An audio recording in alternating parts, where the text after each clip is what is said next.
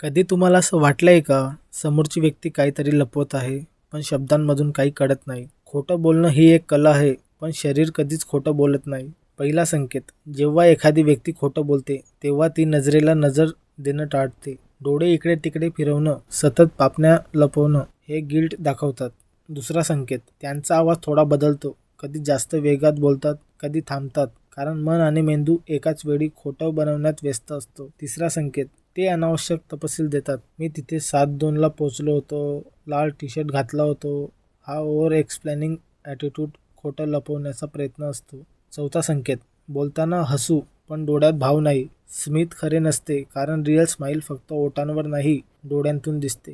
पाचवा संकेत, हात, मान, चेहरा सतत स्पर्श करणं. हे एन्झायटी आणि गिल्टचे साईन आहेत. सहावा संकेत, खोटं बोलताना लोक डिफेन्सिव्ह होतात.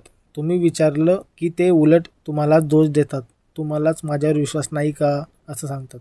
सातवा संकेत, त्यांचे शब्द आणि बॉडी लँग्वेज एकत्र जुळत नाहीत. मी ठीक आहे म्हणताना चेहऱ्यावर नाराजगी किंवा दुःख दिसतं. खोटं ओळखायचं असेल तर शब्दांवर नाही, शरीराच्या संकेतांवर लक्ष द्या. कारण शब्द मनातून येतात, पण हालचाली सत्यातून. तर चला मित्रांनो, भेटूया नेक्स्ट व्हिडिओमध्ये. हा व्हिडिओ कसा वाटला कमेंटमध्ये नक्की सांगा आणि व्हिडिओला लाईक नक्की करा. आणि तुम्ही ह्या चॅनलवर नवीन असाल तर चॅनलला सबस्क्राईब नक्की करा. तर चला भेटूया नवीन व्हिडिओमध्ये.